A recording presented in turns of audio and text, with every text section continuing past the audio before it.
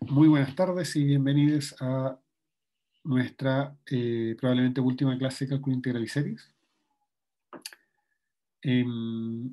Y en esta clase vamos a terminar de ver la interacción entre serie de potencias y lo que yo he llamado series de Taylor.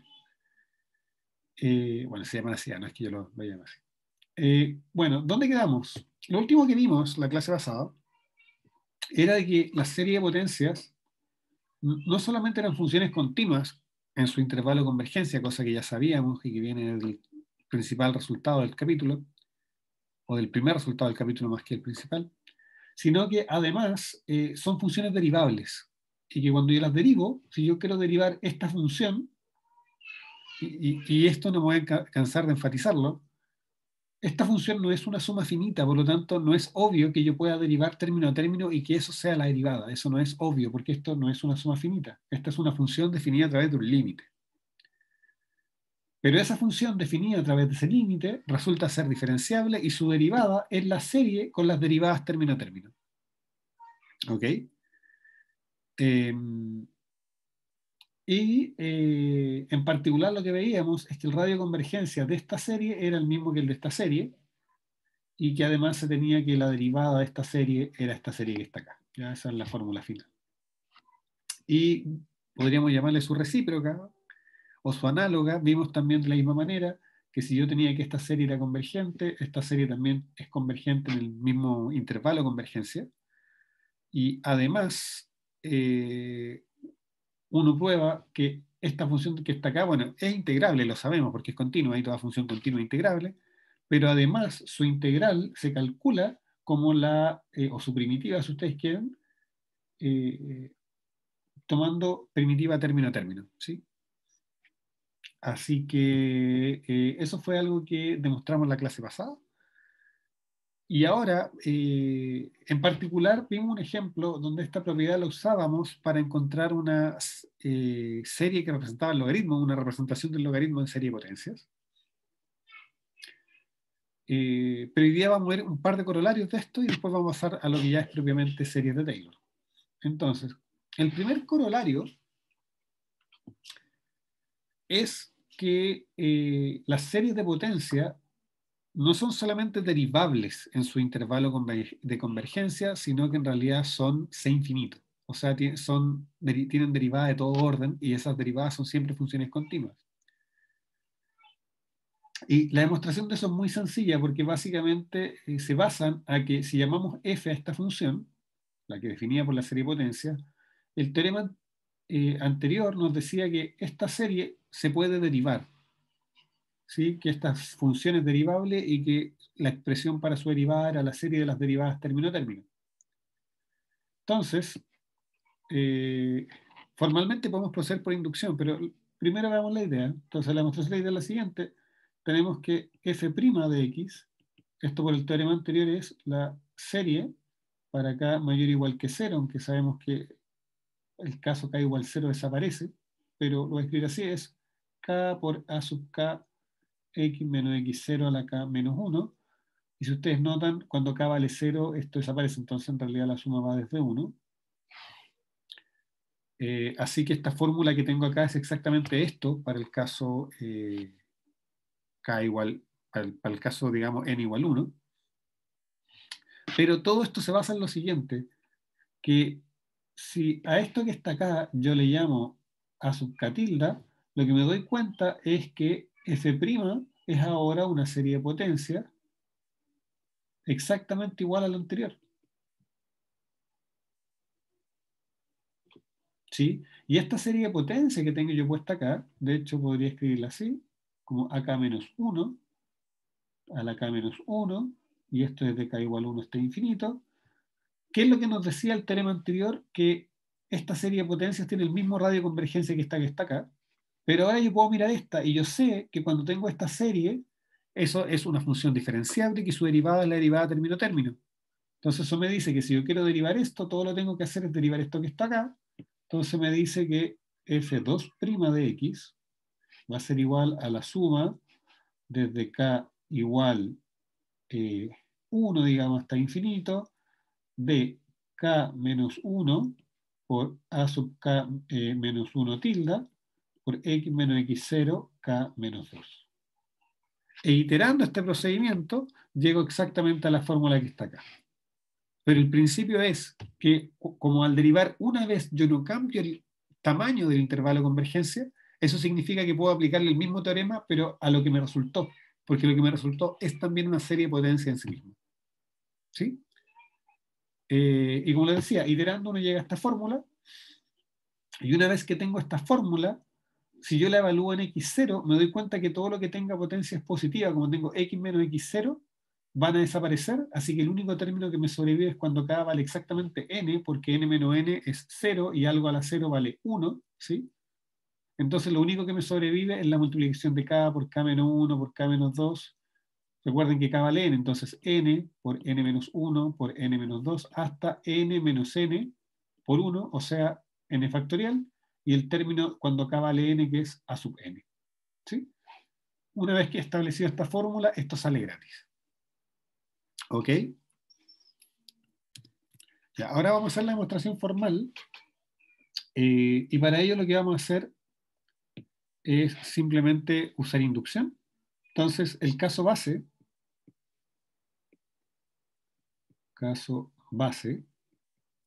es, en este caso, n igual 1. Y para n igual 1 está lo que escribí acá. Es exactamente la fórmula que tenemos. O sea, el teorema anterior me dice que f' de x, ¿cierto? Es igual a la serie desde k mayor o igual que 1 de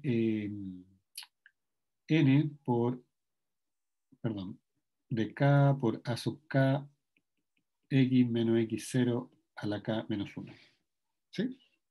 Y si se fijan, el teorema anterior me da exactamente esta fórmula en el caso n igual 1. Ahora, suponemos por hipótesis de inducción que esto vale para fn menos 1. ¿Sí? Entonces tenemos que, por hipótesis de inducción, fn menos 1 de x es igual a la suma para k mayor o igual que n menos 1. Miramos, es k hasta k por k menos 1 hasta k menos n menos 1 más 1. ¿Sí? K menos n más 1 y esto por a sub k por x menos x0 a la k menos n. A la k menos n menos 1. ¿Ok? Y esencialmente, ahora todo lo que voy a hacer es decir lo siguiente, miren. A todo esto que está acá, hasta la sub k, yo le voy a llamar a sub k tilde a sub k menos n menos 1, ¿sí? Tilde. Si yo hago esa identificación, esto que tengo acá es igual a la suma para k mayor o igual que n menos 1 de a tilde k menos n menos 1 x menos x0 a la k menos n menos 1. ¿Y qué es lo que pasa? Que eso que yo tengo ahí, puedo hacerle un cambio de índice. Esto las series también puedo hacer cambios de índices. Y esto va a ser la serie para k mayor o igual que 0. Entonces, fíjense, voy a restar n-1 en el índice. Entonces significa que las cosas que estoy sumando le agrego al índice n-1, que significa eliminar eso y eliminar eso. Entonces esto me queda a sub k tilde x menos x0 a la k. ¿Ya? ¿Y por qué quiero escribirlo así? Lo quiero escribir así porque de esa forma me queda exactamente como en mi teorema, que me dice que si yo tengo una serie de potencias, su derivada es justamente esta otra serie que está acá. ¿Ok? Entonces, ¿cierto? Entonces esto implica que fn-1 de x y todo esto prima es igual a la serie para k mayor o igual que 1 de k por a sub k tilde x menos x0 a la k tilde. Y ahora yo quiero devolverme y no quiero, voy a volver a cambiar de índice. Entonces, y fíjense bien que acá estoy sumando desde 1 y quiero partir sumando en n. ¿Ya? Entonces, si quiero partir sumando en n, significa que voy a sumar n menos voy a sumar n-1 afuera, así que tengo que restárselo acá adentro. ¿Ya? Donde aparezca un K lo tengo que reemplazar por K menos n-1. Entonces, esto se me transforma en la suma para K mayor o igual que n. Estoy en 1, quiero llegar a n, significa que agregué n-1, entonces me queda K menos n-1 por a tilde K menos n-1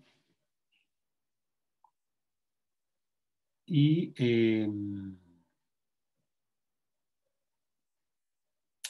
x menos x0 a la K n-1.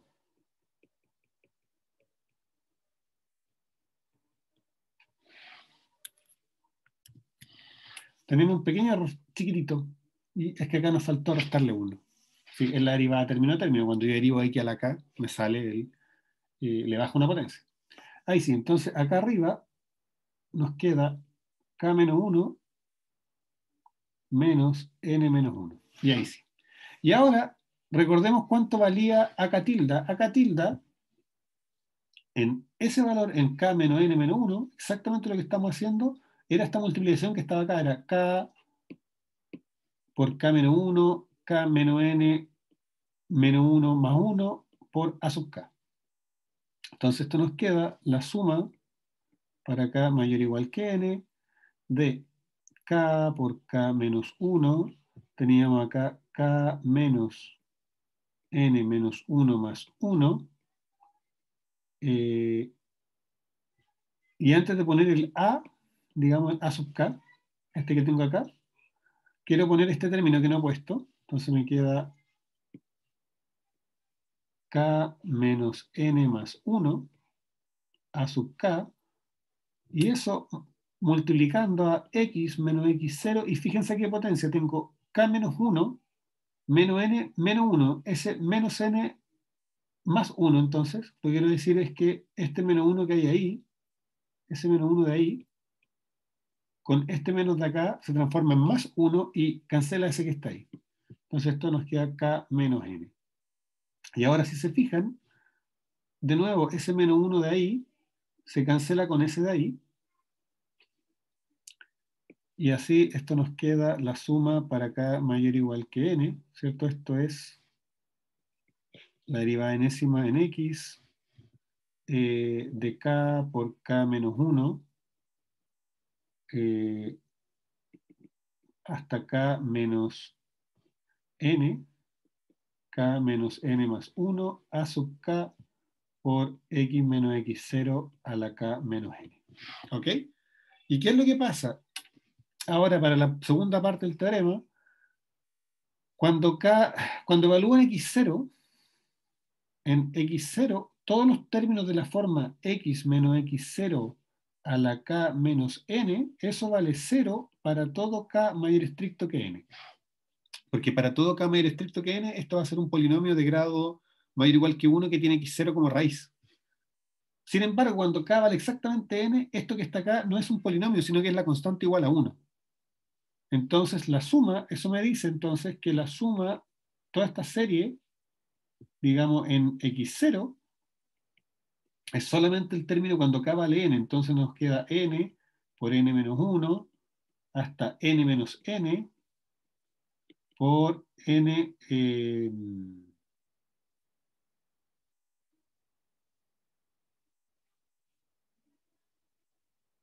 a ver. Perdón, acá me equivoqué. No es... Fíjense bien. Este menos, con ese menos me hace un más. Y con más nos da más 2, ¿no? Perdón, acá. No es que se cancelen, que un más 2. ¿Sí? Entonces acá me queda... Si no me da 12. N menos n más 2 por n menos n más 1 por a sub n por x menos x0 a la 0, eso es 1. Y si se fijan, ese se cancela con ese, este se cancela con este, y lo que tenemos acá es un lindo n factorial por a sub n. ¿Ok? Entonces, en resumen, si yo tengo, primero, eso termina la demostración del teorema, pero en resumen, si yo tengo esta serie de potencias y yo me pregunto cuánto valen sus derivadas en x0, justo en x0 las derivadas son simplemente los coeficientes de la serie multiplicado por n factorial. Bien, entonces, ahora, un corolario súper interesante y poco evidente lo que acabamos de hacer es lo siguiente. Supongamos que tenemos dos series de potencias. En principio, cada una tiene su propio radio de convergencia.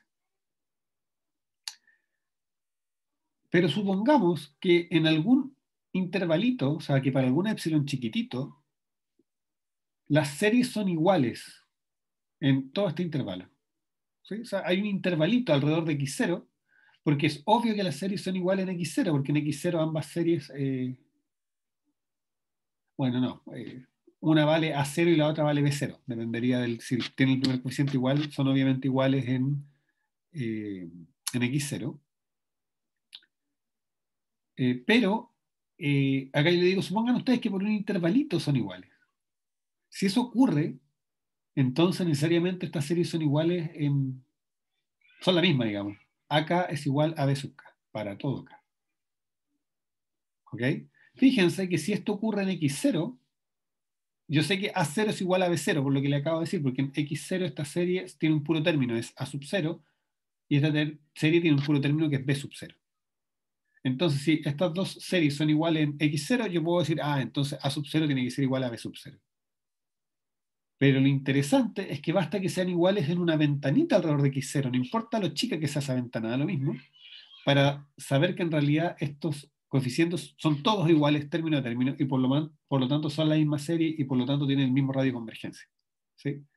Dicho de otra forma, dos series de potencia no pueden ser iguales en un intervalito. Hay un teorema que es famoso, se llama el teorema fundamental del álgebra, que dice, ¿cierto?, que de las raíces de los polinomios. Y una de sus consecuencias es que cuando yo tengo dos polinomios de grado n, que tienen n más 1 raíces comunes, o sea que son iguales en n más 1 puntos, perdón, no raíces comunes, si son iguales en n más 1 puntos, son iguales en todos lados. ¿Sí? Esto es como la extensión de ello, y la extensión es esencialmente de que si dos series son iguales en un intervalito continuo, alrededor de su centro, entonces son iguales, son idénticas, coinciden, están dadas por los mismos coeficientes. ¿Ok? La demostración es súper sencilla. Básicamente vamos a decir, sea f de x igual a la serie dada por los a sub k, resulta que por hipótesis f de x es también igual a la serie dada por los b sub k. ¿Sí? ¿Y cuál es la gracia? Que como x, estas dos series, ni siquiera eso, como estas series y todas las series en sus intervalos de convergencia definen funciones c infinito, nosotros sabemos que cuánto vale que f va a tener infinitas derivadas y además sabemos cuánto valen esas derivadas en x0. Del teorema anterior nosotros sabemos que cualquier derivada para todo n, la derivada de orden n en x0 vale exactamente n factorial por a sub n. Pero resulta que f es igual también a esto que está acá,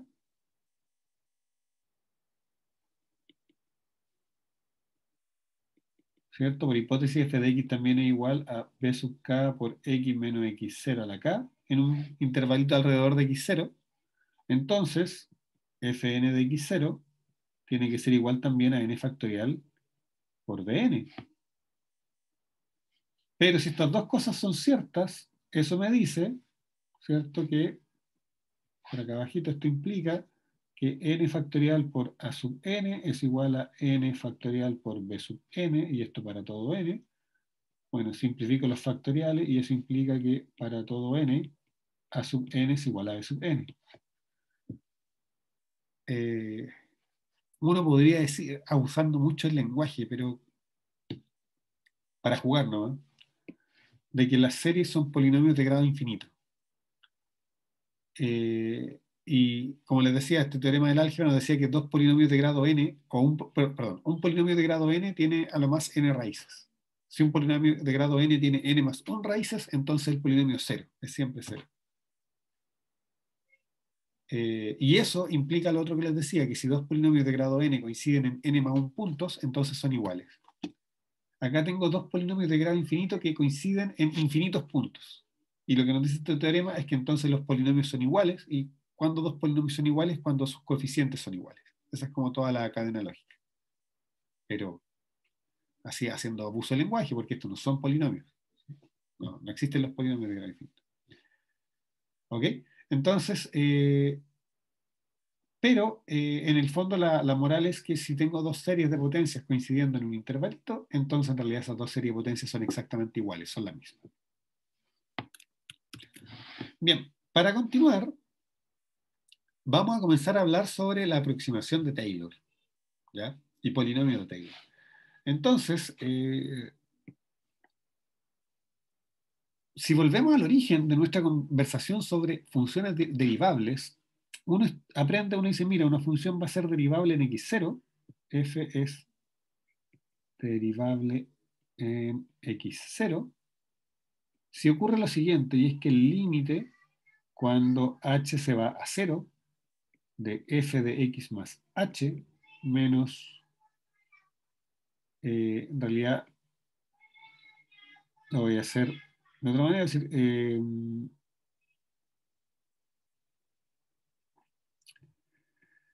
cuando x tiende, el límite cuando x tiende a x0 de f de x menos f de x0 dividido por x menos x0, eso es igual, existe, y si existe ese límite, lo íbamos a llamar f' en x0. ¿Ok? Esa es como la definición de ser derivable, ¿cierto? Si este límite existe, entonces f es derivable, y entonces a ese límite le llamo f' en x0. Pero cuando uno tiene eso, si eso es cierto, entonces también es cierto que el límite, cuando x tiende a x0, de f de x0 menos f de x acá, menos f de x0, y fíjense que esto que está acá, yo lo puedo tirar para acá con signo menos, y lo puedo meter dentro del límite porque es una constante. Si yo sé que existe, esto es una constante, lo puedo meter dentro del límite, y esencialmente me queda esto, más f' en x0 menos, por x menos x0, todo eso dividido por x menos x0 es igual a 0. ¿Ok? Eso es una manipulación algebraica.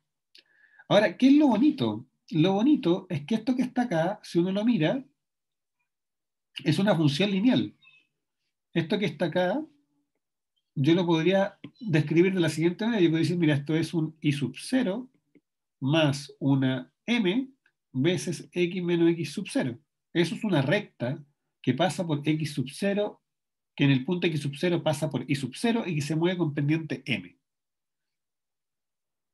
Y esencialmente, bueno, ustedes saben que f', esto que está acá, o esta aproximación lineal, ¿cierto?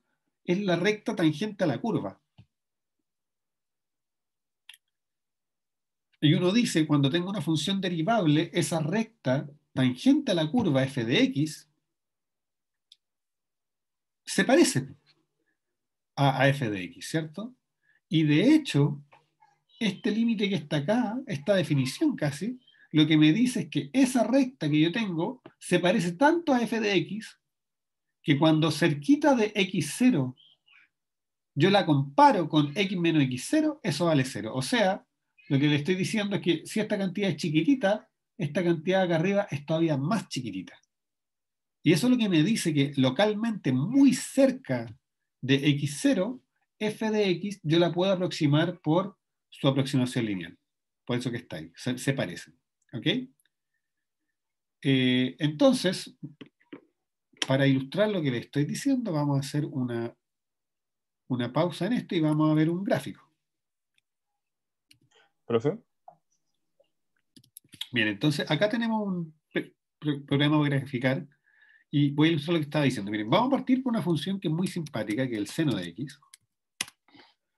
Y en el caso del seno, si yo me pregunto su aproximación lineal cerca de 0, si volvemos a la fórmula que teníamos antes, estábamos viendo que era la función en cero, en ese caso sería cero, más la derivada de la función en cero, que sería la función coseno, el coseno en cero vale 1, multiplicado por x menos x0, pero el x0 en este caso es 0 porque estamos tomando x0 igual a 0, y con eso lo que les quiero decir es que la aproximación lineal sería y igual a x. Entonces lo primero es que cuando yo miro acá lejos, por ejemplo, cuando yo estoy aquí, en el punto 3, la y igual a x y seno de 3 no se parecen en nada. Y mientras más me alejo es peor. O sea, si ustedes miran, tengo que alejar la imagen y veo que cada vez es más distinta. Sin embargo, y esto es lo importante, localmente, si yo hago una ventanita muy cerca del origen, en la práctica no puedo distinguir las curvas. O sea, fíjense, tengo que hacer más zoom y, y no las puedo distinguir, digamos. Son esencialmente la misma. ¿Sí? Ahí, acá en la punta se alcanza a ver un poquito, no sé si lo ven, la diferencia entre las dos curvas y un poquito acá, pero muy cerquita de cero se parecen muchísimo. ¿Y eso por qué ocurre? Porque justamente lo que estamos diciendo es que la función seno de x es diferenciable en cero y por lo tanto se puede aproximar cuando me acerco mucho a cero. La diferencia que hay entre seno de x y su aproximación lineal x es pequeña incluso comparada con x. Entonces visualmente no la va a detectar. ¿Qué pasa si probamos con otra función? ¿Qué pasa si probamos ahora con una función, por ejemplo, x cuadrado? Miren, voy a hacer x cuadrado más 1. ¿Ya? Si hago x cuadrado más 1, ahí tengo mi parábola. Yo me pregunto en el punto 0, ¿cuál sería la recta que lo aproxima? Bueno, yo lo que tengo que hacer ahí es tomar el valor de la función, ¿cierto? Es 1, eso es f en 0, más f' en 0. ¿Pero cuánto vale f' en 0? F' en 0 vale 0, porque f', si f es 2x más 1, f' es 2x, y eso valor en 0 me da 0. Así que no me queda nada más. Así que ahí la aproximación sería esa. De nuevo, cuando yo me alejo del 0, la aproximación no se tiene nada que ver con la función.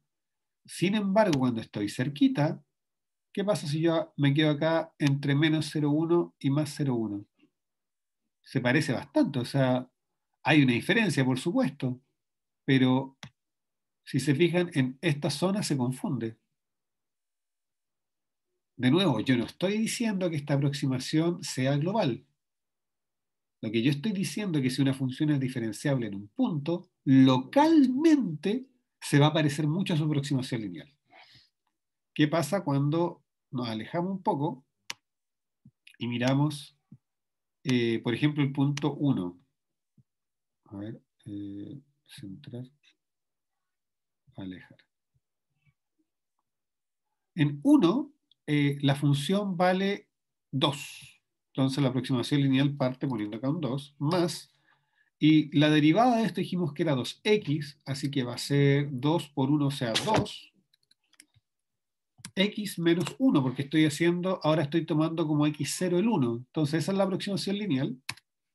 Y de nuevo, acá no se parecen nada, lejos no se parecen nada, pero si yo la miro localmente, por un pedacito entre 0,9 y 1,1, digamos, las dos funciones se parecen mucho. Y en particular, si yo me acerco mucho a 1, si hago mucho zoom en 1, me doy cuenta que ahí son indistinguibles. Esa es la idea básica de la derivada. Otra forma, uno podría partir diciendo, mira, una función va a ser derivable si localmente en ese punto se aproxima bien por una función lineal. ¿Y cómo mido yo que se aproxime bien por una función lineal? Lo mido diciendo que el error que cometo con la aproximación es pequeño con el tamaño de la perturbación que estoy haciendo del punto. Miren, voy a volver a eso en un minuto. Déjenme cambiar de pantalla. Ahora sí, volviendo. Si ustedes se fijan, acá arriba en el numerador lo que yo tengo es la diferencia entre la función y su aproximación lineal. Y lo que digo, esa diferencia, que es el error que yo cometo al aproximar, es tan pequeña que cuando x tiende a x0, es más pequeña que x menos x0. Fíjense que x está tendiendo a x0, así que esto es una cantidad que se está yendo a 0. Y para ser diferenciable, lo que estoy diciendo esencialmente es que el error que yo cometo tiende a 0 más rápido que esto que está acá, que es como cuánto yo me moví, ¿cierto? Que la distancia que yo tomé. Y esa es la forma de definir, y de esa forma podríamos también definir una función que sea derivable. Ahora, ¿qué es lo que ocurre? Y ustedes con razón pueden decir, bueno, eso que tiene que ver con lo que acabamos de ver de serie de potencia. Y bueno, pasa lo siguiente. ¿Qué pasaría si en lugar de incluir acá una función lineal, yo dijera, mira, ahí lo vimos, con una función lineal aproximé bien el seno en una parte, o la función x cuadrada más 1 en otra, pero a lo mejor si en vez de poner una función lineal pusiera una función cuadrática, o una función cúbica, o una función de grado 4, aproximaría mejor. Entonces uno se dice, bueno, ¿cómo tendría que ser? Supongan ustedes que queremos encontrar esto. Uno podría decir lo siguiente, decir, bueno, queremos encontrar un polinomio de grado n, tal que ese polinomio, bueno, va a ser así, pues va a ser a sub 0 más a sub 1x menos x0 hasta a sub nx menos x0 a la n, ¿cierto? Y yo quisiera saber qué forma tendría que tener ese polinomio para que se parezca a f. ¿Ok? Y ese parecerse a f, uno tiene que un poco decir qué significa, pero uno podría partir de la siguiente idea.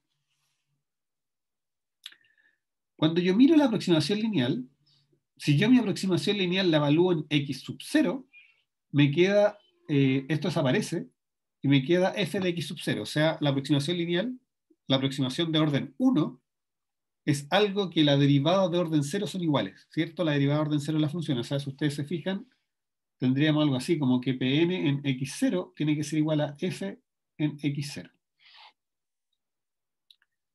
Bueno, dicho eso, uno dice, tal vez, si yo quiero, y cuando yo pongo eso, fíjense bien que Pn en x0 es igual a sub 0. O sea, lo que estoy diciendo es que a sub 0 valga f de x0.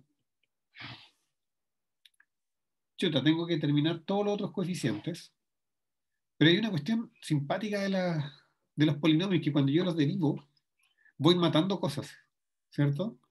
Entonces uno podría decir, mira, ¿qué pasa si yo digo ahora que p sub n' en x0 sea igual a f' en x0? Bueno, cuando yo derivo este que está acá, este desaparece, acá me queda a1, y de ahí para adelante me quedan términos que tienen x menos x0 una potencia positiva. Entonces, si yo derivo y después evalúo en x0, lo único que me sobrevive es el a1.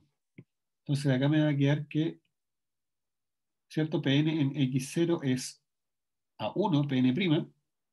Entonces, si yo quiero que sea igual a f' de x0, eso implica que a1 tiene que ser f' de x0. Bueno, ¿qué pasa? De la misma forma, yo puedo decir, bueno, yo quiero que también la segunda derivada en x0 sea igual a la segunda derivada de f en x0. Pero la segunda derivada, fíjense que cuando este lo derivo una vez desaparece. Cuando yo derivo este término dos veces también desaparece. Y el término que sigue, voy a expandir un poquito más mi polinomio,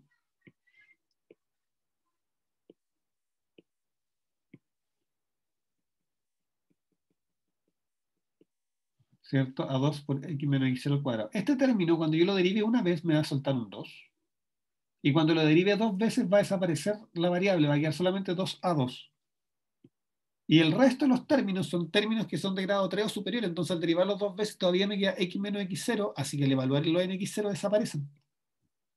Entonces, aquí más que un implica, debería colocar acá y acá lo mismo, y P2'N en x0 es 2 veces A2, así que 2A2 tiene que ser F2' de x0, así que A2 tiene que ser igual a F2' de x0 partido por 2. Si yo itero todo eso, voy a encontrar que la fórmula genérica de los coeficientes de este polinomio el a sub k, si ustedes quieren, va a ser igual a la késima derivada de f en x0 dividido por k factorial. ¿Ok? Uno iterando puede llegar a eso.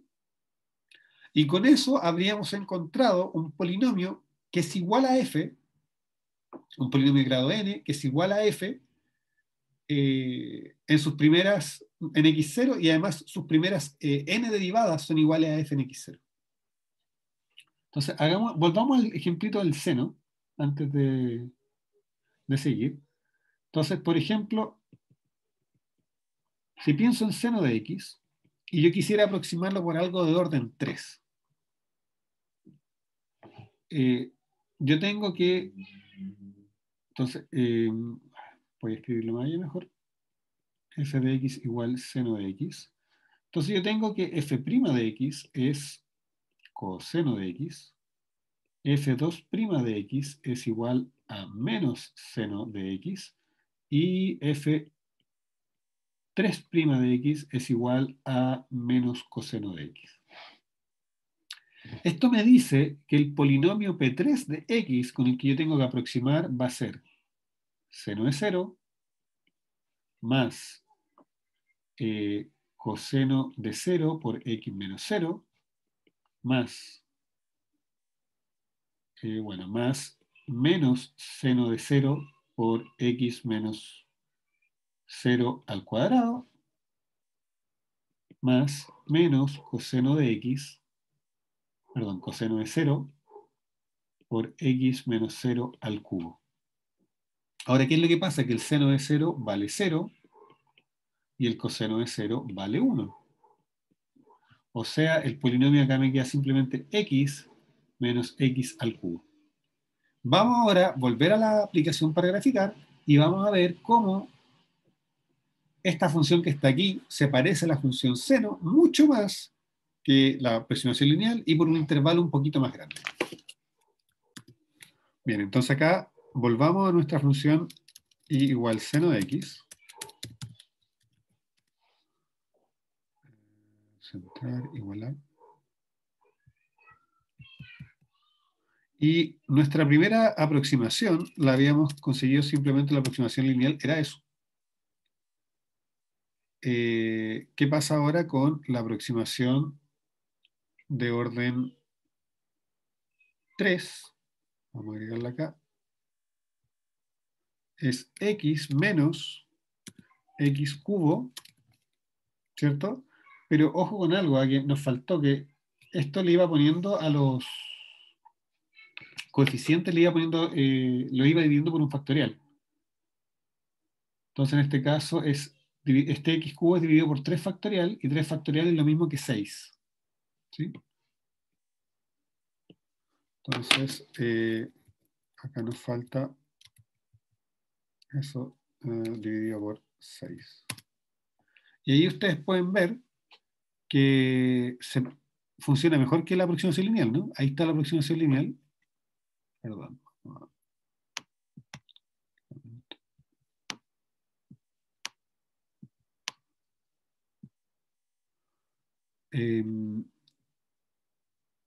Acá está el seno, es esa curva que está ahí. Acá está la aproximación lineal, que se despega bastante antes. Fíjense, la aproximación lineal se despega por esta zona, mientras que la aproximación cúbica, que está acá, sigue prácticamente confundiéndose todo este tramo todavía. ¿Ok? Entonces, aquí uno ve que a priori pareciera ser que agregarle grados al polinomio hace que se parezca más y más. Ahora, vamos a ver que eso es efectivamente así y que de hecho hay un teorema que se llama el teorema de Taylor, que es lo siguiente que vamos a probar, que nos dice que si tengo una función que es n veces diferenciable, yo la puedo aproximar por un polinomio de tamaño n, y la calidad de esa aproximación mejora a medida que n crece.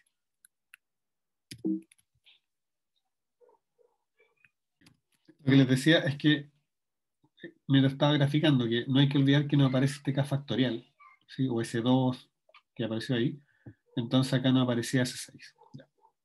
Ahora, Teorema de Taylor, ¿qué nos dice el teorema de Taylor? Nos dice lo siguiente, nos dice, mire, si usted tiene una función que es de clase Cn, o sea, tiene n derivadas continuas, en un intervalito alrededor de x0, entonces para todo n va a existir una función de resto tal que f se escribe como el polinomio que acabábamos de mostrar, el polinomio de Taylor, ¿sí? Fíjense que acá están los coeficientes, eran exactamente lo que les había mostrado, más este resto. Y la gracia es que cuando uno mira el tamaño de ese resto, cuando x se va a x0, se va a 0, pero se va a 0 más rápido que x menos x0 a la n. Recuerden que cuando x menos x0 es chiquitito, o sea, cuando x está cerca de x0, elevarlo a la n lo achica más, ¿sí? Para valores menores que 1, tomar potencia n achica. Entonces, eso achicar y achica bastante rápido, digamos. Así que lo que estoy diciendo es que la calidad, o sea, si acá tener 1 es más malo que tener 2, o sea, si yo sé que esto se me va a 0 con 2, significa que esto es más pequeño que si se va a 0 solo con 1. Entonces, si yo digo que al tener derivada enésima, esto se va a 0 con n, es porque estoy mejorando la calidad de la aproximación. Y es mejor todavía, si uno supiera que esta función es de clase n más, de clase Cn más 1, o sea, tiene n más 1 derivadas continuas, en ese caso hay una fórmula explícita para el resto, porque para este resto en principio no hay fórmula explícita, salvo que uno pueda derivar una vez más. Entonces, por ejemplo, si yo tengo 5 derivadas, puedo hacer mi polinomio de orden 4 y tener una fórmula explícita para el resto que va a estar dada por la derivada de orden 5. ¿Sí? De hecho, acá era n más 1, ahí hay un typo. ¿Sí? N más 1. Ya lo vamos a arreglar al tiro. Esto es, no es así, es n más 1. ¿Ok? Entonces lo que vamos a mostrar es este teoremita de aproximación. ¿Y cuál es la gracia? Que cuando uno tiene este teoremita de aproximación en la cabeza y tiene las series metidas en la cabeza, uno dice, oye, pero eso que está ahí es como una suma parcial de una serie. ¿Será cierto que si yo tomo este n infinito, este resto se va a 0? De modo tal que mi función es exactamente igual a una serie. Y eso es re interesante, porque, bueno, para empezar, para poder escribir esta serie tengo que ser de clase C infinito, pero nos da una expresión, entre comillas, analítica de mi función. ¿En qué sentido analítica? Que una serie, a priori, yo podría aproximarla para cualquier X, digamos, ¿cierto? Porque simplemente tengo que ir haciendo suma y multiplicaciones y sumar y sumar y sumar y sumar. Y es cierto, en un computador en algún momento tengo que parar, pero aún así esto nos da una forma de, entre comillas, calcular funciones que a lo mejor no sabemos calcular, como el caso del seno, ¿no? El seno de 0.1, no tenemos una fórmula explícita, y acá estaríamos encontrando, si fuera cierto, que podría estar en infinito. Ya, pero esa es la segunda patita. Ahora, lo primero es probar esta fórmula de aproximación. En realidad, la demostración es bastante sencilla. Hay varias cosas que probar, digamos, pero bueno, en realidad lo que hay que probar es esto. Eso no hay nada que probar ahí. Sí, sí, si yo pruebo que esto es cierto, porque moralmente yo siempre acá, siempre algo lo puedo igualar a otra cosa más un resto, que es esencialmente la diferencia de esas dos cosas. No tiene ningún misterio. O sea, o dicho de otra forma, el resto no es otra cosa que la diferencia entre f de x y su aproximación. Así que esta fórmula siempre es válida, si el punto es demostrar que ese resto efectivamente satisface esta condición de acá. Entonces vamos a probar esto primero y luego vamos a probar que si tenemos una derivada más, entonces podemos tener esta fórmula explícita. Entonces, demostración. Entonces queremos probar lo siguiente, queremos probar que el límite cuando x tiende a x0 de f de x menos lo que hemos llamado p de n de x partido por x menos x0 a la n, queremos calcular ese límite. Eso es lo primero que queremos hacer. ¿Qué es lo interesante?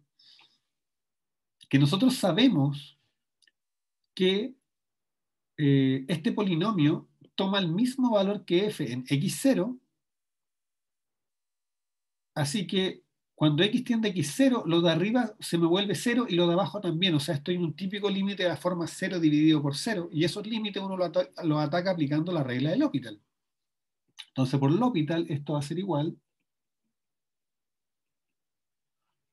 al límite cuando x tiende a x0 de f' de x menos pn' de x. Y eso dividido por x menos x0 a la n menos 1 por n. ¿Sí? La regla del L'Hopital me dice que tengo que derivar arriba, derivar abajo y que esos límites coinciden. Ahora, ¿qué es lo que sucede? Yo miro esto que está acá y me digo, oye, pero momento, porque Pn' en x0 es igual a f' en x0, porque así lo construimos. Por lo tanto, esto de nuevo es un límite de la forma 0 dividido por 0. ¿Sí? El límite del numerador y el denominador tienden a 0, así que puedo aplicar L'Hopital de nuevo. Así que esto va a ser igual al límite cuando x tiende a x0 de f2' de x0, perdón, de x, menos Pn2' de x dividido por n por n menos 1, x menos x0 a la n menos 2. Pero de nuevo, este polinomio lo construimos para coincidir con f, no solamente el polinomio y la primera derivada, sino que en realidad todas las derivadas hasta el orden n. ¿Y qué es lo que pasa? Que si sigo aplicando L'Hopital, voy a llegar que esto es igual al límite cuando x tiende a x0. Fíjense bien de f enésimo de x0, de x, perdón, menos la derivada enésima de p,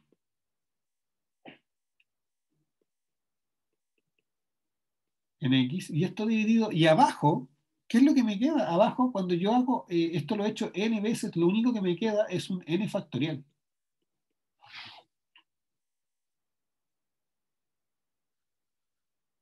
Y, ¿qué es lo que pasa? Que nosotros escogimos los coeficientes de p sub n para que hasta la enésima derivada en x0 fueran iguales. Entonces, cuando yo tomo el límite, cuando x tiende a x0, esto va a ser igual a f enésimo en x0 menos p n enésimo en x0 dividido por n factorial, y eso es 0.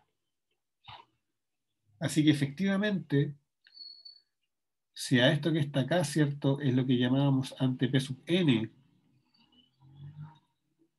y que construimos para que coincidiera con f y con sus primeras n derivadas, ¿cierto?, en x0, resulta que el resto que me queda es algo que se va a 0 dividido por x menos x0 a la n cuando x tiende a x0. ¿Ya? Así que aquí habríamos probado la primera parte. Vamos ahora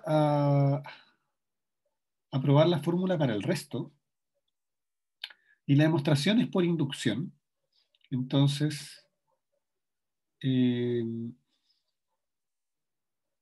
hagamos la demostración por inducción. La vamos a hacer partiendo por n igual 0. ¿Sí? Entonces, por inducción, para el resto, para la fórmula del resto, procedemos por inducción. Entonces, caso base, n igual 0. En ese caso, tenemos que, estamos diciendo que f de x es igual, estamos tomando n igual a 0, así que tenemos un solo término que es f0 en x0, más el resto. O sea, solamente estoy diciendo f de x es igual a f en x0 más el resto. ¿Cierto? Como le pusimos el x0 en n de x. Así que despejando, tengo que Rn de x0 de x es igual a f de x menos f de x en 0. Y recuerden que acá estoy asumiendo que tengo una derivada más, entonces en n0 tengo una derivada. Así que por el teorema fundamental del cálculo, esto es la integral entre x0 y x de f, voy a escribirlo así como 1 de u, y eso es lo mismo que la integral entre x0 y x, bueno, 1 partido por 0 factorial, de f1 de u, x menos u a la 0 de u. ¿Sí? Esa es la fórmula que teníamos para el resto, fíjense, es 1 partido por n factorial, la derivada enésima y x menos u a la potencia n. Entonces acá en este caso para n igual 0 sería 0. Así que el caso base es solamente el teorema fundamental del cálculo. Entonces ahora, por hipótesis de inducción, asumimos que la fórmula es cierta para n-1. Hipótesis de inducción, la fórmula vale para, digamos, n-1 y queremos probarla para n.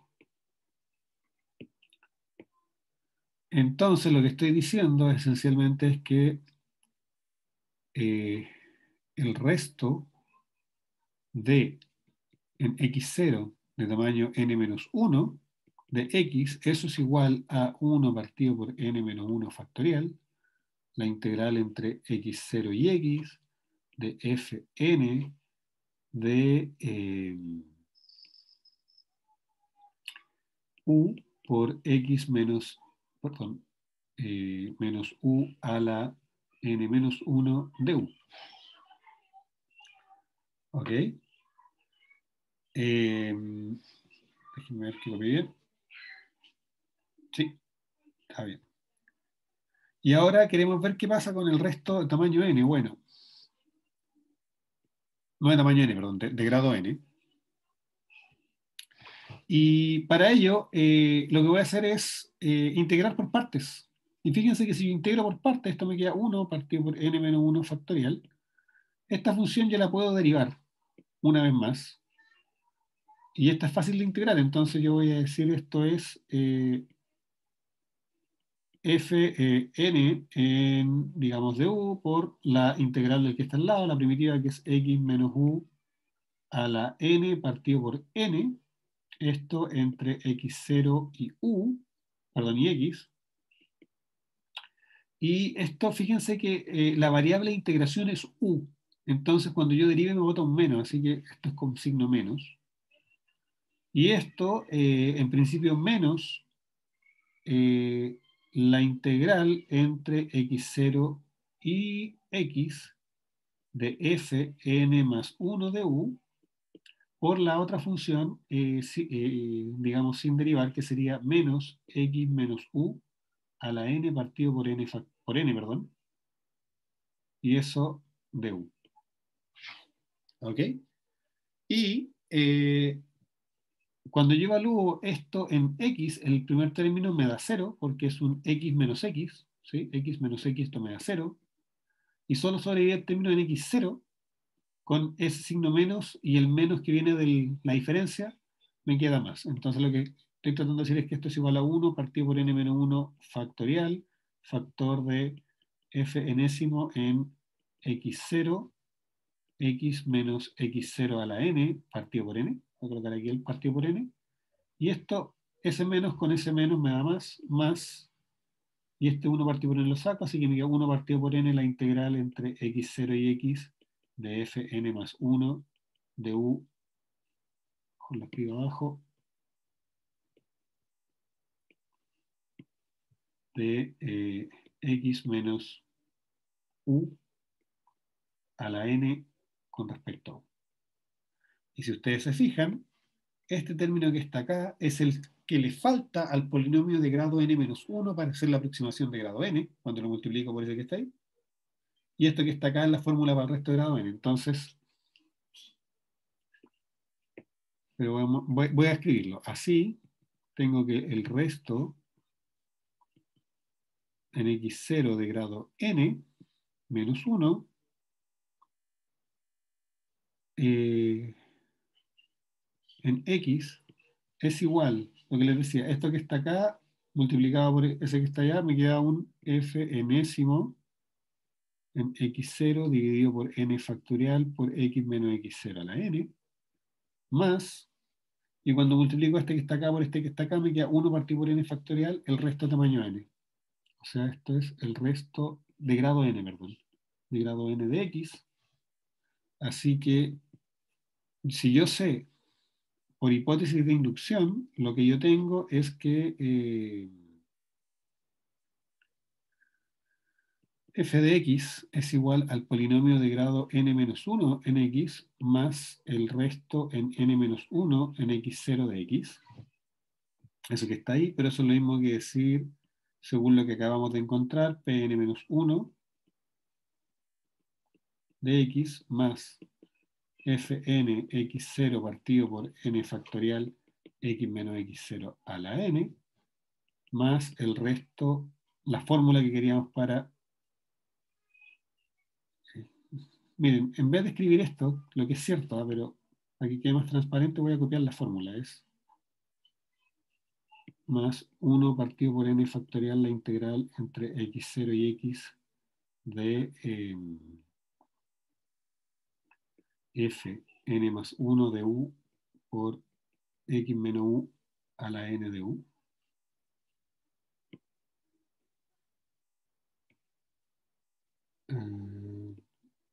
Copiar.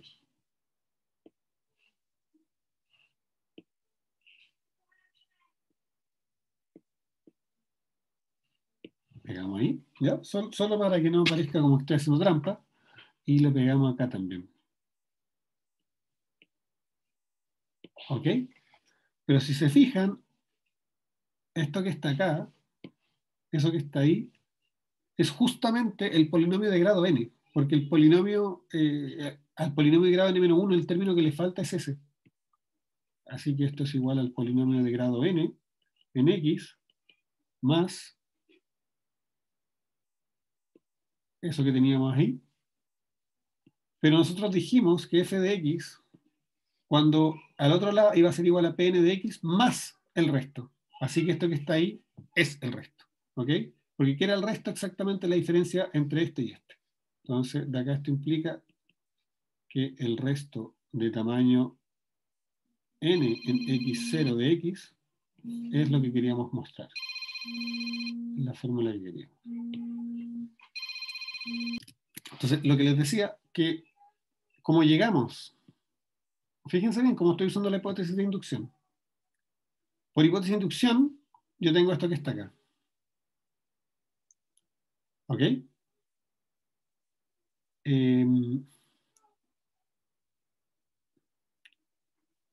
Perdón, y acá debería... Ahí no, era como estaba originalmente. Ahí sí. Por hipótesis de inducción, yo tengo eso que está ahí. Otro rosito, no, era el... Ahí sí. Por hipótesis de inducción, digo bien, tengo esto que está acá, y lo que acabamos de probar es que este término se descompone como eso más eso. Pero este término es justo lo que le falta a este polinomio para convertirse en la aproximación de grado n. Y eso me dice entonces que f de x menos la aproximación de grado n es esta cantidad que está aquí, pero esa diferencia yo le había puesto este nombre. Por lo tanto, esto es igual a eso, que es justo lo que queríamos probar. Así que con eso cerramos la demostración del teorema de Taylor y del resto de Taylor en el caso que sepamos que la función tiene n más 1 derivadas. Bien. Ahora que tenemos, digamos, en la mesa esta aproximación de orden n de Taylor, vamos a retomar esta idea de qué pasa cuando n se va a infinito. ¿Puedo yo tener una igualdad sin resto? Y bueno, esencialmente nos preguntamos, ¿será cierto que una función de clase C infinito se pueda escribir como una serie de potencias? ¿Será eso cierto? Y la verdad es que no hay una respuesta completa. ¿En qué sentido? Bueno, resulta que yo puedo tener una función de clase C infinito y que la serie de Taylor exista, esta serie exista, converja, pero que sean distintas. Eso puede pasar. Y también puede pasar de que yo tengo una función C infinito y que la serie de Taylor que yo construya ni siquiera converja. ¿Cierto? Que esta serie ni siquiera sea una serie que su radio de convergencia sea cero. Esas dos situaciones pueden ocurrir. ¿Ya? El primer caso de cuando uno tiene una serie de Taylor que no coincide con la función es el caso de esta función que está acá. Esta función es famosa, no me acuerdo cómo se llama ahora. Lo voy a googlear. Pero, ¿qué es lo que ocurre con ella? Fíjense que para los negativos vale cero y para los positivos vale exponencial de menos 1 partido por x. Fíjense que cuando x se va a cero, esto aquí explota, pero con signo menos. Y la exponencial, cuando yo me voy hacia los negativos, se va a cero, entonces esto también vale cero. Así que esto que está acá, en realidad es algo así, es algo que, si uno la mira, vale 0, 0, 0, 0, y a partir de este punto, después eh, se despega, digamos. O sea, si ustedes se fijan, cuando x se va a infinito, esto se va a cero, entonces esto como que converge a 1, una cosa así. Acá está el 1. ¿Ok? Bueno, si uno calcula los límites, ¿cierto? Cuando x se va a cero de esto, es cero y por lo tanto la función es continua. Pero la verdad es que si uno calcula la derivada y toma los límites de las derivadas cuando x se va a cero, uno puede probar que todos valen cero, que todas las derivadas de esta función en cero son cero. Entonces, si yo escribo esta serie de potencias para esa función, como todos estos términos son cero, estoy sumando siempre cero y lo que tengo es que la serie de potencias es idénticamente nula. Y sin embargo, esta función, por mucho que x sea chiquitita, no es nula. O sea, para x estrictamente positivo, esta función es estrictamente positiva. Entonces ahí nos damos cuenta de que la aproximación de Taylor para esta función o que la serie de Taylor para esta función que está acá no converge a la función para ningún x estrictamente positivo. Así que ahí vemos que la idea de poder representar cualquier función de esta manera no es posible. Hay funciones que no se pueden representar de esta manera. ¿Cuál es el problema con esta función? El problema con esta función es que justo en cero es tan plana, pero tan plana, pero tan plana, que cuando trato de hacer su serie de Taylor, dice, ay, pero si esta es la función cero. Pero eso es porque es una función un poquito patológica, que sin valer cero para ningún positivo, cuando me acerco mucho a cero se ve muy, muy plano.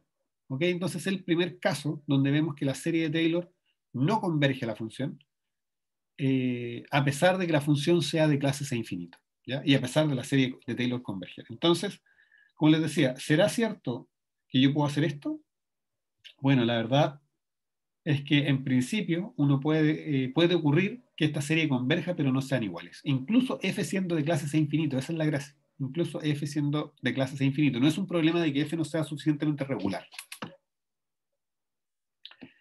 Hay otro caso que es peor.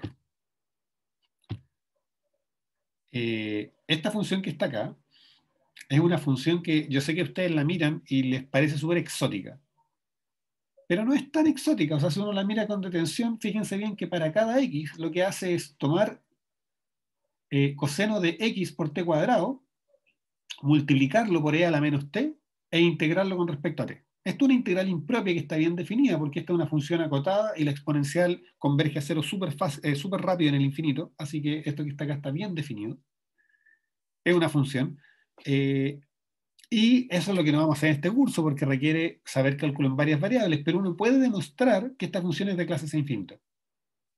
Y en realidad, de una forma un poco naif, uno podría decir, bueno, acá la única dependencia en x de f es acá adentro en el coseno, entonces si yo quiero derivar, todo lo que tengo que hacer es derivar lo que está acá adentro.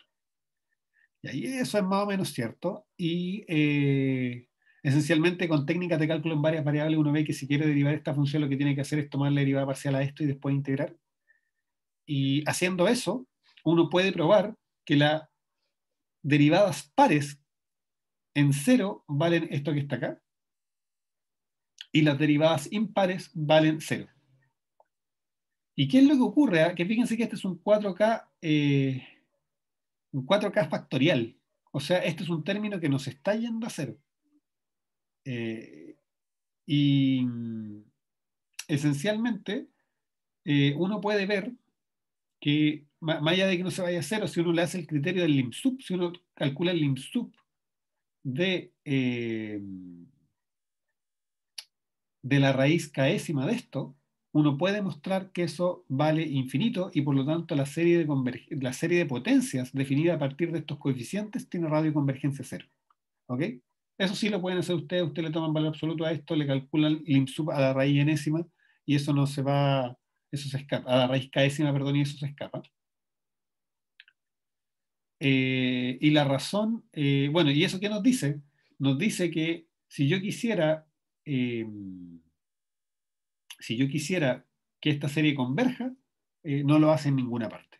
Entonces ahí uno se da cuenta que no solamente puede ser de que la función, siendo C infinito, no coincida con su serie de Taylor, como en este caso, sino que peor aún, que hay funciones de clase C infinito cuya serie de Taylor no converge en ninguna parte, ¿ok? Que tienen radioconvergencia cero. Ahora, esto nos deja un poco con una sensación un poco amarga de que, oye, entonces, ¿qué cosas les puedo calcular series de Taylor? Y la respuesta es, bueno, mire, si usted sabe que existe en algún intervalito una constante que acota todas las derivadas de esta forma, que la derivada enésima es más chica que la constante a la n, eso basta para probar que la serie de Taylor de la función va a ser convergente y va a converger a la función.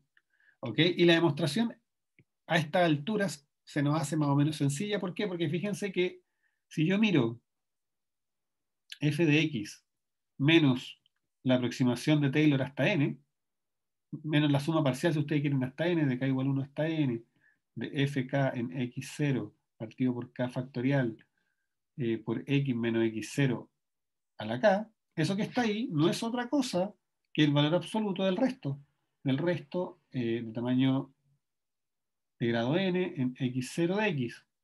¿Sí? Y si estamos en el caso C infinito, puedo aplicar la fórmula explícita para el resto. Entonces esto es lo mismo que el valor absoluto de 1 partido por n factorial, la integral entre x0 y x de fn más 1 en u x menos u a la n. Y eso con respecto a u. Y si ustedes se fijan, esto es más chico que 1 partido por n factorial. Voy a meter el valor absoluto dentro de la integral. Y esta derivada enésima yo la puedo acotar por un a a la n más 1. Entonces ese a a la n más 1 no está integrando, lo voy a sacar. Así que esto es a a la n más 1 por la integral entre x0 y x. Si yo tomo que x es más grande que x0, el valor absoluto de x menos u va a ser siempre x menos u, porque va a ser positivo. Entonces esto va a ser esencialmente x menos u a la n con respecto a u. Y eso que está ahí es x menos x0 a la n más 1, partido por n más 1. Entonces esto uno puede calcular que es 1 partido por n más 1 factorial por a a la n por x menos x0 a la n más 1. ¿Ok? Entonces se fijan, acá tengo el error que estoy cometiendo. Y ¿qué es lo que pasa? Que x menos x0 está acotado, porque yo sé que x es un puntito de este intervalo, no está a distancia más grande que r.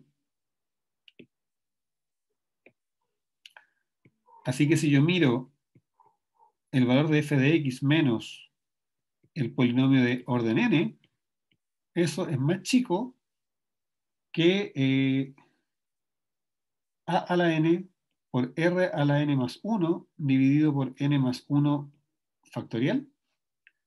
Y eso es lo mismo que 1 partido por a por r a la n más 1 partido por n más 1 factorial. Y la sucesión de algo a la n dividido por n factorial, eso uno sabe que se va a cero. Eso converge a cero cuando n se va a infinito. Por lo tanto, si se fijan, para todo x en el intervalito, la diferencia entre f de x y, p, y su polinomio de grado n converge a cero, o sea, tenemos convergencia puntual y nosotros ya sabemos que las series de potencias, si convergen puntual, convergen uniforme. ¿Sí? Así que con eso se termina la demostración y nos dice que para que la serie de potencias de una función de clase C infinito converja a la función, solo necesitamos que las derivadas estén acotadas uniformemente por una constante o por las potencias de una constante. Cosas simpáticas. Pensemos en el ejemplo que estamos mirando, seno de x. Cuando yo pienso en seno de x, sus derivadas son seno, coseno o menos seno, menos coseno. Todas esas cosas están acotadas por 1. Así que están acotadas por una constante, por 1 a la n, si ustedes quieren.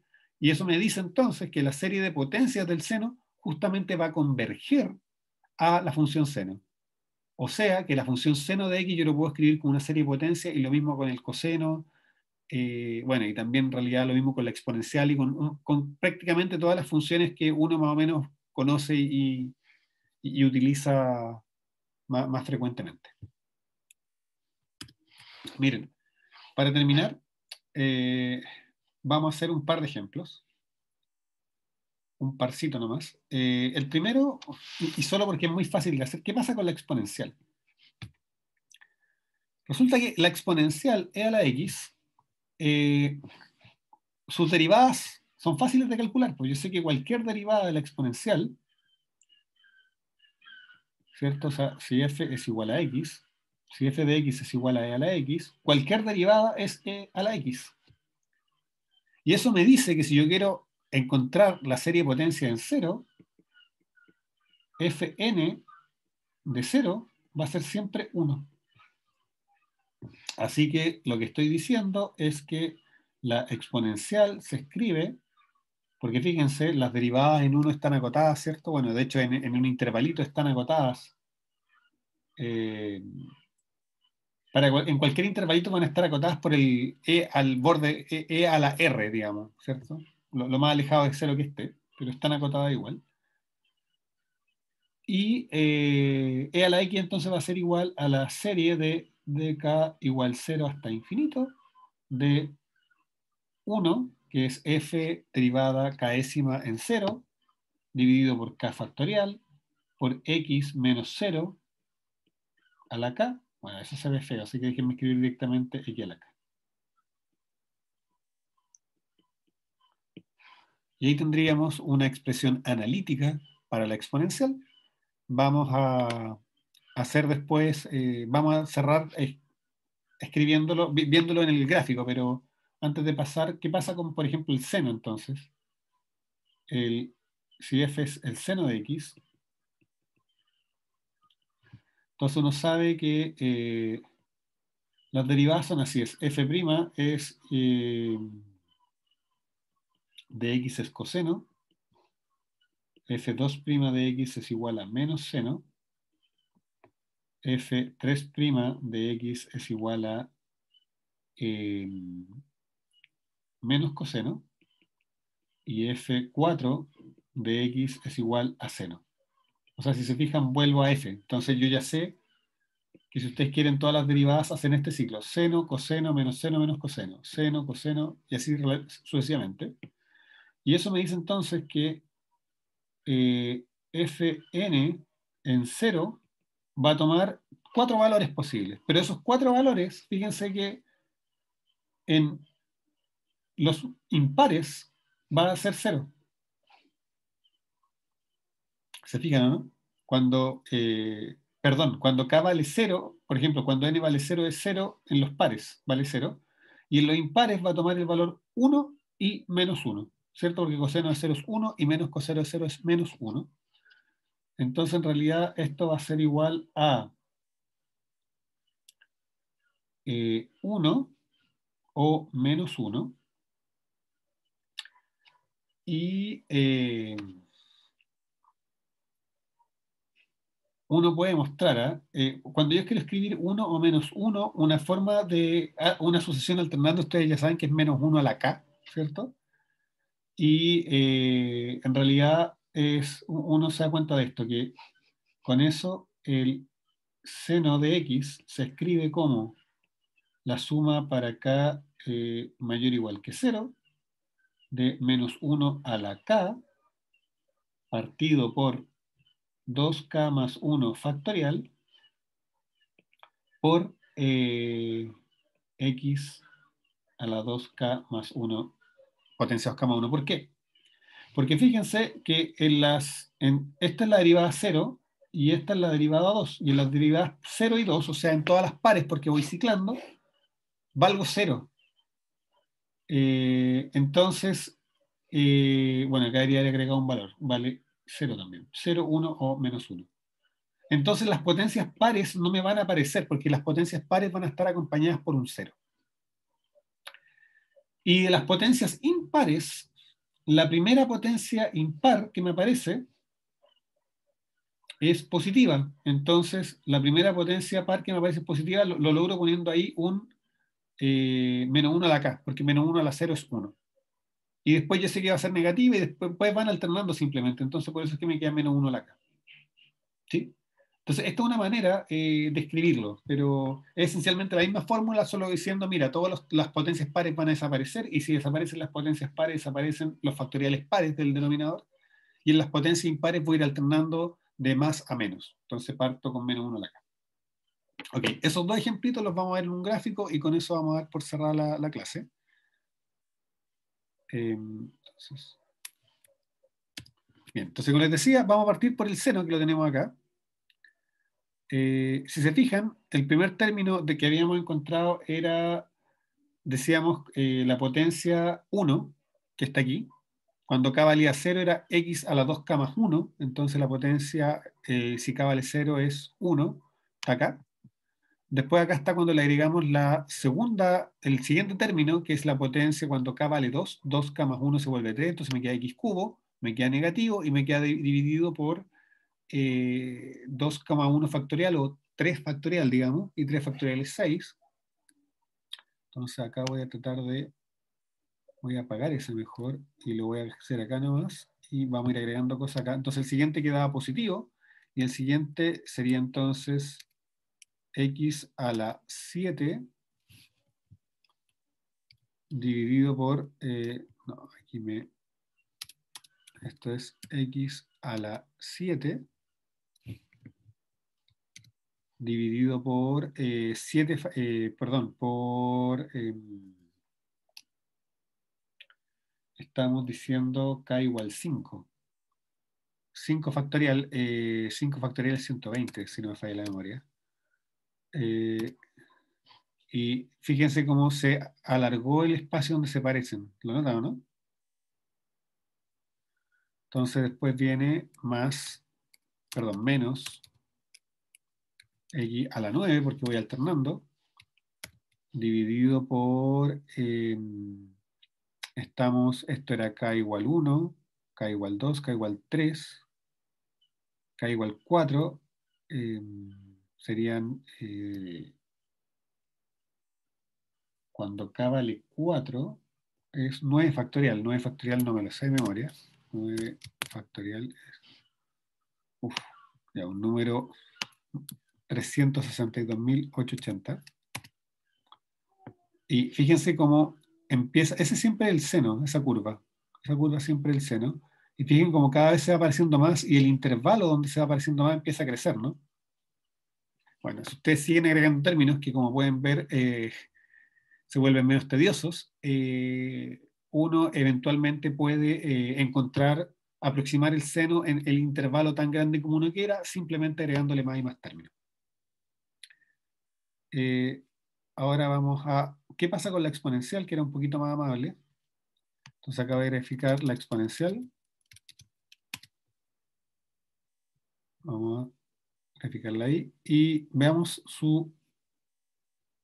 la aproximación de la exponencial. Esa era más fácil, era x a la k sobre k factorial. Entonces cuando k vale 0 es 1 sobre 1. Entonces me queda 1 más x. Es una aproximación clásica de la exponencial. Uno prueba que la exponencial es más grande que 1 más x, por ejemplo, una de las propiedades. Y el siguiente sería x cuadrado dividido por 2 factorial, y 2 factorial es 2. Entonces ahí pueden ver que se parece un poquito más.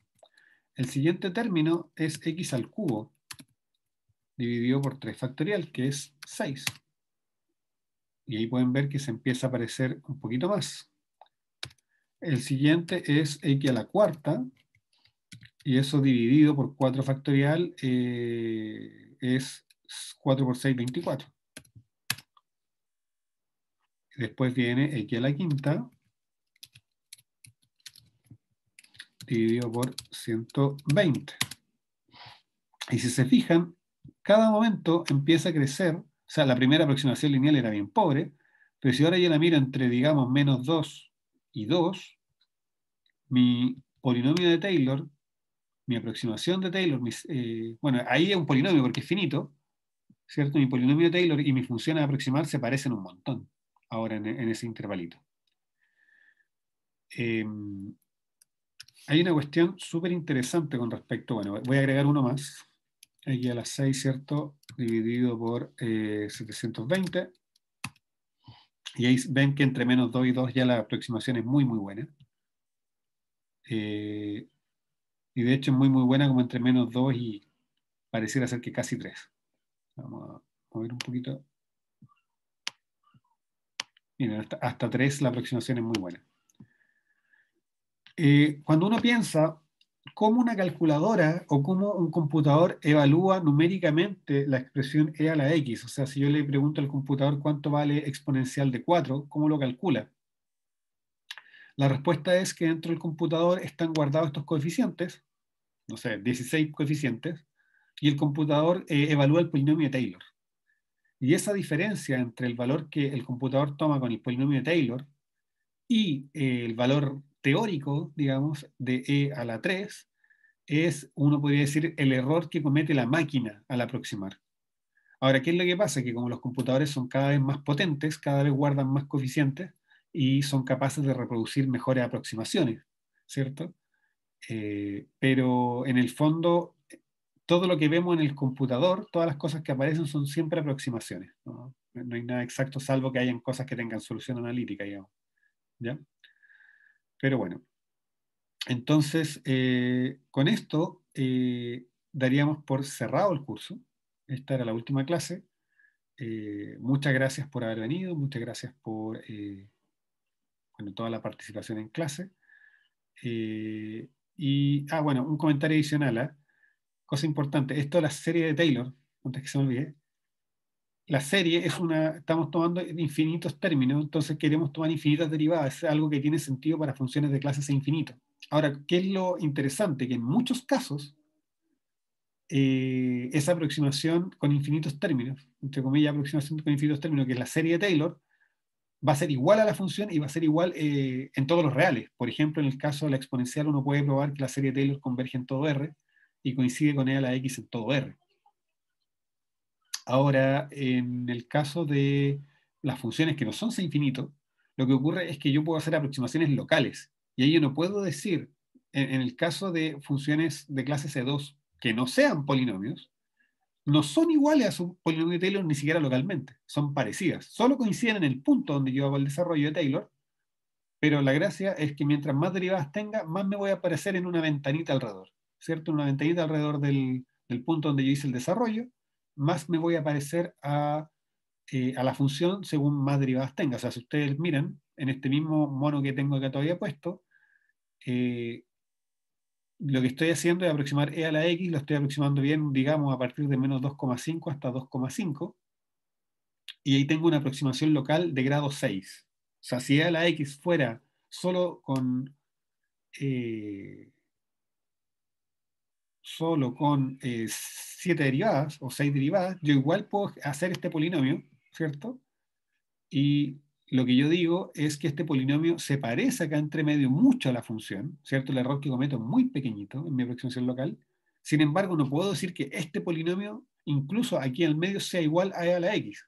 Porque si yo quiero que sea igual a e a la x, yo tengo que tomar la serie completa de Taylor, la serie de Taylor con todos sus términos.